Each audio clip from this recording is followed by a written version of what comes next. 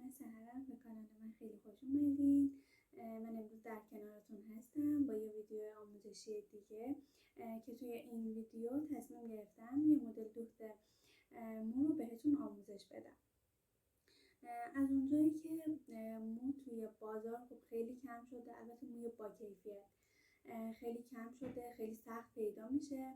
من تصمیم گرفتم که از موی اکستنشن استفاده کنم و چون موهای اکستنشن قد بلندتری نسبت به موهای مصنوعی دارن که ما برای عروسک استفاده میکردیم و خب من نصف این موها رو کلا دور میریختم چون خب از قد عروسکم خیلی بلندتر بود و اینکه اصلا ازشون استفاده نمیکردم تا اینکه چند وقت پیش دوباره این موها رو من اضافه هاشو دور نریختم، نگه داشتم، گفتم که خب بالاخره اینا رو ازشون استفاده میکنم و یه کاری باشون انجام میدم.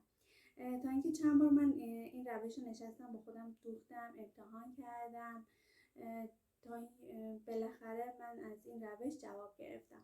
یه دوخت ساده زدم و از این موهای بلا استفاده من برای عروسکام دوباره ازشون استفاده میکنم، فقط با این تفاوت که من این مدل دوختی رو که زدم بیشتر برای عروسکای کلاهدارم استفاده میکنم یا حالا اگر که بخوام چیز تزیینی روی موهاشون کار کنم برای اون مدل استفاده میکنم و بیشتر برای عروسکای سایز کوچیکم ازشون استفاده میکنم که توی ویدیو بهتون نشون میدم. حتما این ویدیو رو تا آخر ببینید و ما رو حمایت کنید، به دوستانتون معرفی کنید، نظراتتون رو کامنت کنید و این مدل مویی که قرار بهتون آموزش بدم این دوختشه که الان اینجا بهتون از نزدیک نشون میدم که دوختش به چه صورته و این حجم موه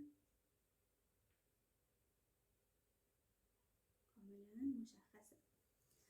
خب این ویدیو رو حتما تا انتها ببینید و شما هم از این آموزش استفاده کنید.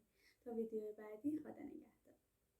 But if I lay down and I play dead and I stay dead, maybe you'll get sick of being the monster out of my head, under my bed, thinking something out of my nightmares, standing right there.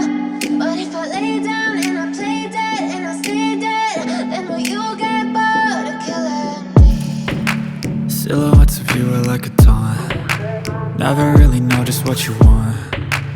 With you I don't ever feel calm. I can feel the sweat inside my palms. Play with me like cats and a string. You don't understand the pain it brings. You don't ever wanna give me wings.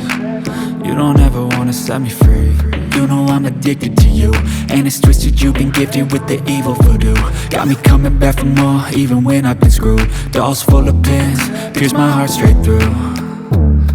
I got issues in my head, I like you in my bed, but you keep me on red. Oh, everything is like a test, I better not text or I'll come off desperate. But if I lay down and I play dead and I stay dead, baby you'll get sick of being the monster out of my head, under my bed, thinking something out of my nightmares, standing right there.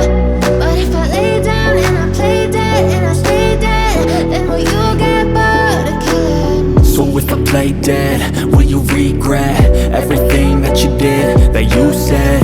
I don't think you understand what you're doing, and my heart's black and blue from the bruising. I feel like when I'm with you I'm losing. I feel like you